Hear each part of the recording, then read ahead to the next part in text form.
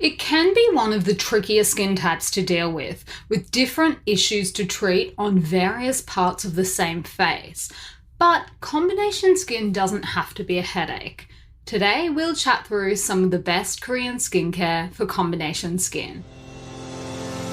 Welcome to the Korean Beauty Show, where we're talking all things Korean skincare, makeup, and more.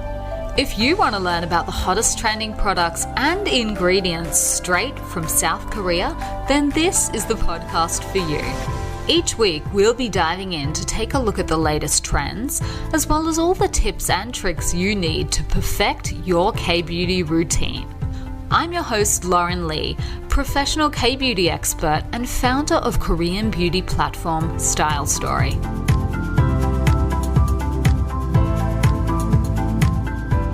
Hello and welcome back to another episode of the Korean Beauty Show podcast. I'm your host, Lauren Lee, and I am super glad to have you here with me again, guys. Welcome back if you are here for another episode. If it's your very first time, then I am really excited that we have you here today. I hope you will pick up some interesting things in today's episode, particularly if you do have combination skin, which is what we're going to be talking through today.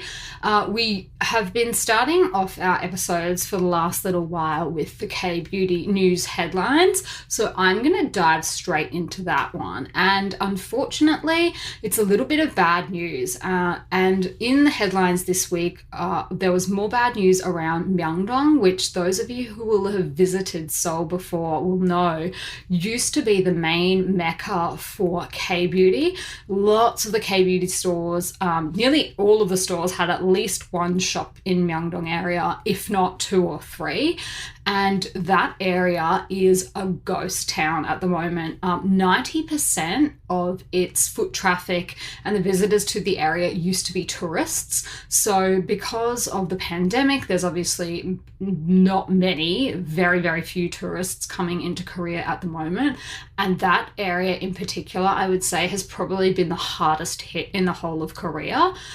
So lots of the major cosmetic companies, including Amore Pacific, LG Household and Healthcare, as well as the budget brands, have closed several of their road shops in Myeong-Dong, and the fashion brands have also started pulling out as well. So I know last time I was there, I saw that Uniqlo had closed, and that used to be like a 4-story store in Myeong-Dong. H&M has apparently also pulled out as well.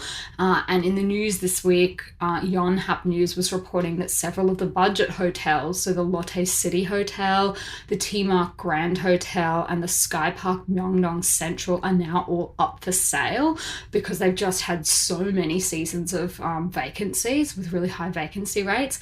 So that is some bad news for the area. I think the reason Myeong-Dong has been hit particularly hard is because, like I said, 90% of the people heading there were tourists. So it became over time, I think, an area that locals and people that live in Korea tended to avoid just because they knew that there was nothing really there for them, you know, like a lot of the cosmetic stores, in particular the K-beauty stores there, would have special deals and offers, I guess, that were specifically catering for tourists.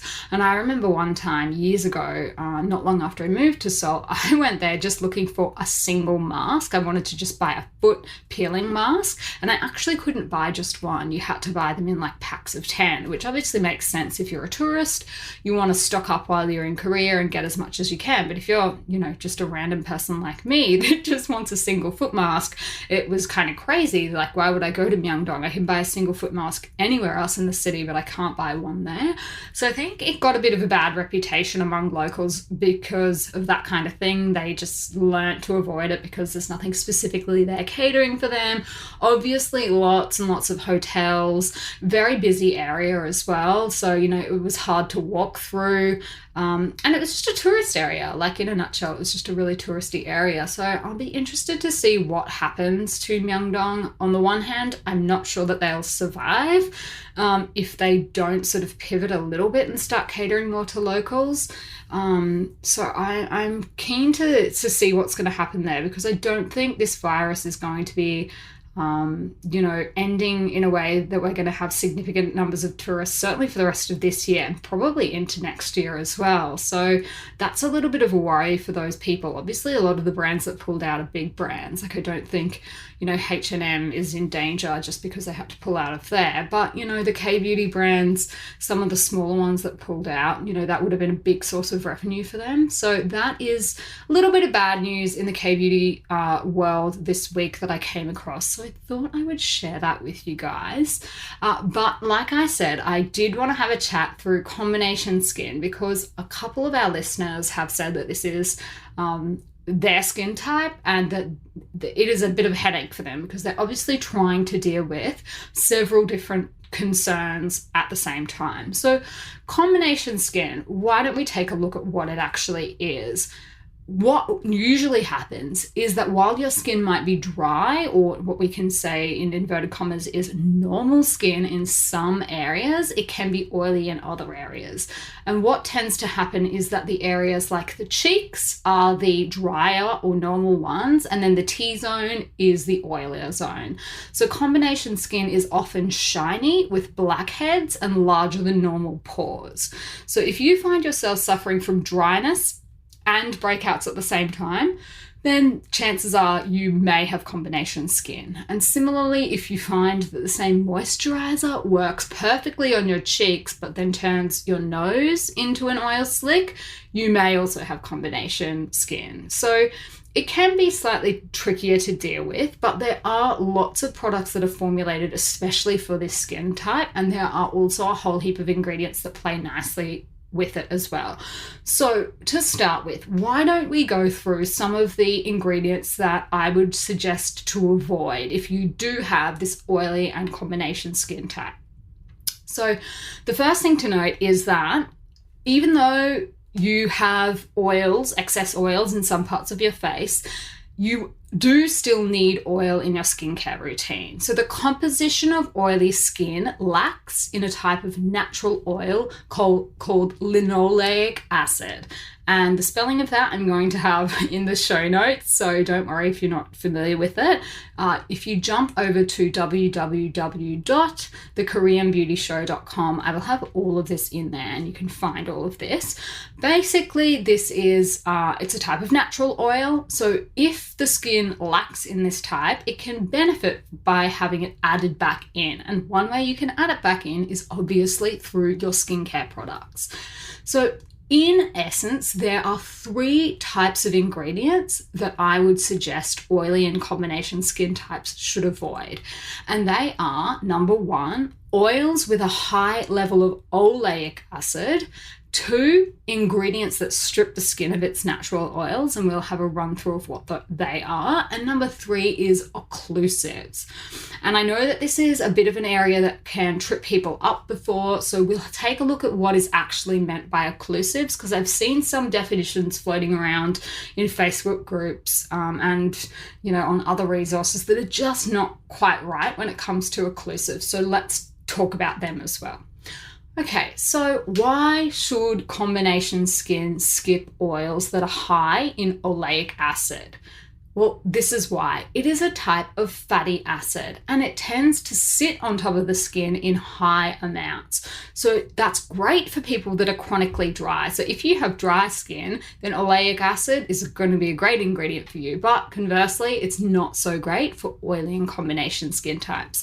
So what should you watch out for then? Coconut oil, hazelnut oil, camellia oil, and sunflower oil are all ones that I would avoid if you're oily and combination. And the second one we mentioned was skipping out on ingredients that strip the skin of its natural oils.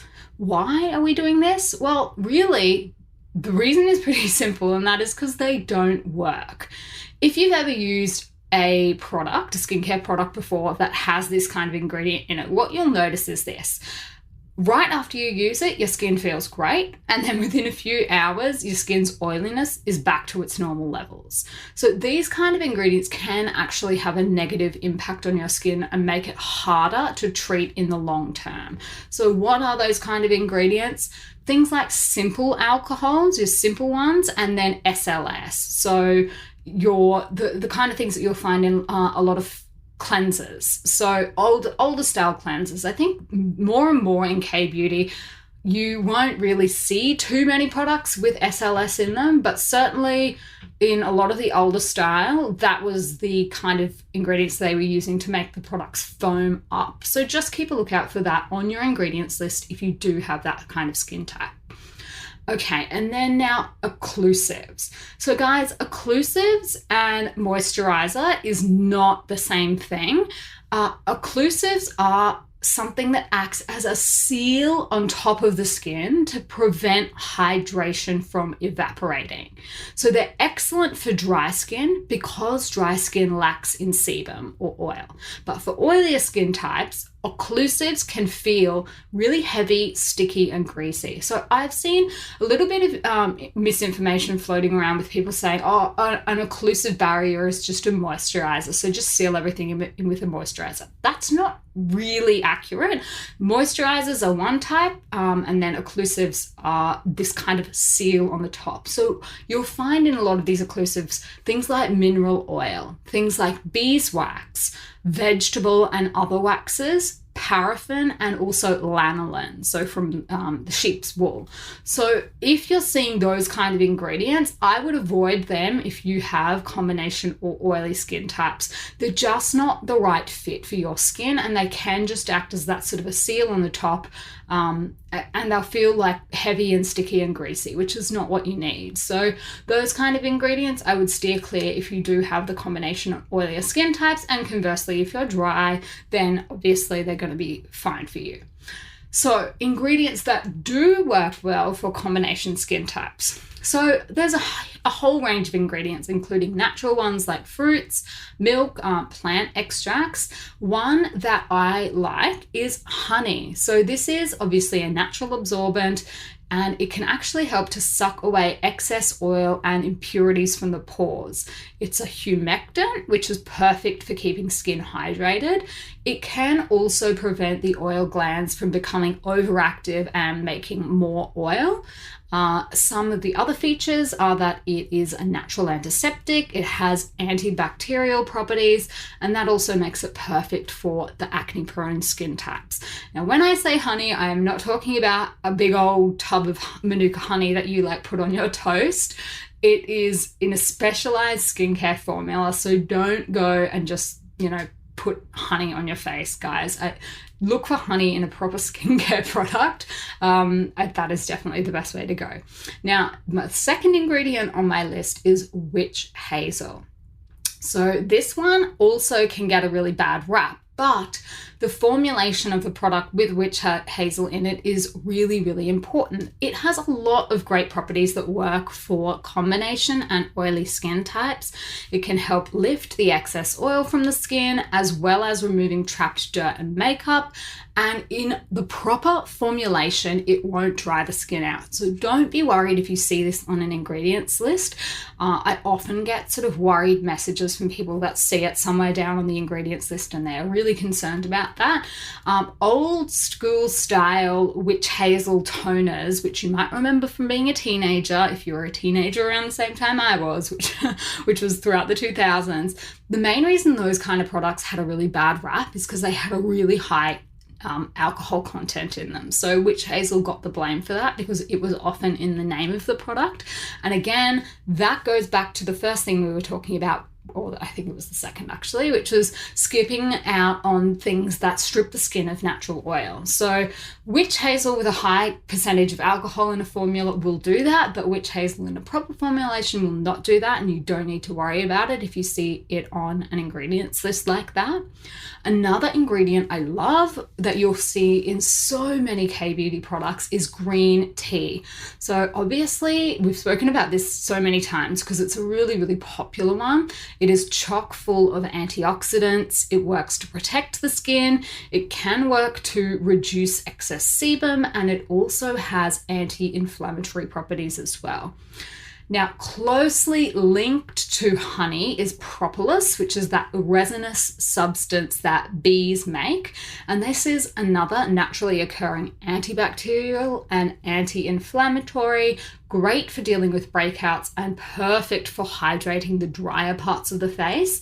So you will find it in so many different K-beauty products. Just make sure that you find the right formulation for you. I've tried a whole range of propolis serums, creams, and formulations that will have a different consistency. So just make sure that you're picking the one that's the right one for your skin type. And if you aren't sure what that is, by all means, come and jump over onto Instagram. I am at lauren.kbeauty. I would be happy to put you in touch with the right propolis product for your face, because that is one of my personal favorite ingredients.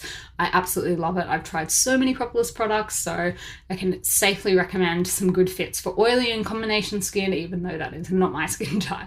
The other types of oils, as we spoke about, you don't want to avoid oils altogether, but we want to go for the oils that are high in linoleic acid or alpha linoleic acid. So those are things like rose hip oil, evening primrose, hemp seed, and even grape seed. So grape seed oil you will find in our Jellicoe Bubble Tea Steam Cream, but that formulation I would say is probably best for night care if you do have combination skin, just because it is that little bit heavier. It'll probably be too heavy during the day, but we put grape seed oil in that also because it has some really great properties for acne prone skin. So there's some ones to look out for. Now, I had a new review for the podcast.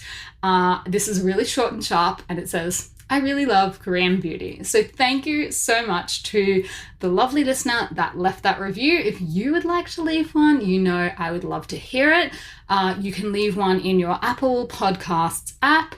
Otherwise, you can leave one on the Style Story Facebook page. Wherever you want to leave one, I'll try and find it, read it out. If you do have an Instagram page or like a blog or a YouTube channel devoted to beauty, then don't forget to leave your handle so that I can give you a shout out as well. All right, so some of my favorite Korean skincare products for combination skin.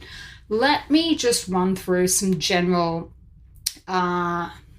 tips that I would suggest if you're trying to build out your routine. So first, I think it's really important that you start out with a pH balanced cleanser that won't upset your skin's barrier. So low pH, anything usually under about a pH of 7, but that anything moving from about a 5.5 to a 7 should be fine. So keep an eye out for that. For your toner, try and avoid those really harsh, astringent ones that contain a lot of alcohol, simple alcohols in them, and instead just opt for something light and gentle. A toner is a great way to get in some of those ingredients like a witch hazel or a green tea, so keep an eye out for those kind of formulations. Instead of a thick and heavy cream, I would be looking at applying light layers of moisturizers and lotions instead, or serums. Obviously, K-beauty is perfect for this because Korean beauty products are specifically designed to be applied in light layers, and that will also have the added benefit of you not loading your skin up all at once. So you can hydrate without burdening the skin. In terms of the types of textures to look out for, products with a gel, serum, or liquid textures are likely to work best with combination skin types rather than creams, so keep a lookout for those. And then if you are playing with acids, I would opt for gentle and leave on chemical exfoliants rather than a really abrasive one. CosRx's BHA Blackhead Power Liquid does tend to be a really good fit for combination skin for this reason, because it won't irritate the drier parts of your face because it's really nice and gentle. And of course, make sure you don't forget your SPF as well. So they're just my general tips for people with this skin type, the kinds of products, textures, and formulas to look out for. Now, some of my personal favorites for combination skin, starting with your cleanser, Subi's Brightening Powder Cleanser is perfect. It is ultra gentle when foamed, but it acts like a really really gentle exfoliator if you leave it slightly grittier. And you can control your cleanse based on how much water you use with it. If you're wanting to do a normal cleanse, then you just add some water to the powder, foam it up in your hands, and then apply the foam directly to a wet, damp face. That is just a really versatile product. Toners, as I mentioned, I love formulations with green tea for combination skin. ISN has green tea fresh toner, which is really nice. And that one actually has a blend of plant extracts. It has 80% green tea extract, and it also has willow bark extract, which is going to be just a really, really nice, gentle exfoliant in there to help control some excess oil. If you're after a mist formulation, Applebee's Centella Complex Mist Toner is really great. It has 92% of the Centella Asiatica complex, including some of the other key components that are in the Centella Asiatica herb as well. And it has really nice mattifying properties. So that makes it perfect for summer and also for combination skin. For your moisturizers, like I mentioned, gel textures are really great. Benton has an aloe propolis soothing gel, which is a really nice formulation for the daytime. It's got no fragrance, no alcohol. It's really nice and natural and gentle, and it has the added benefits of helping to soothe the skin. It can also help get rid of some of those post-acne marks and brighten an uneven skin tone. If you're more on the dry side, this one may not be quite enough, so you might want to step it up with something slightly thicker, but keep an eye out just for gel textures for your daytime moisturizer.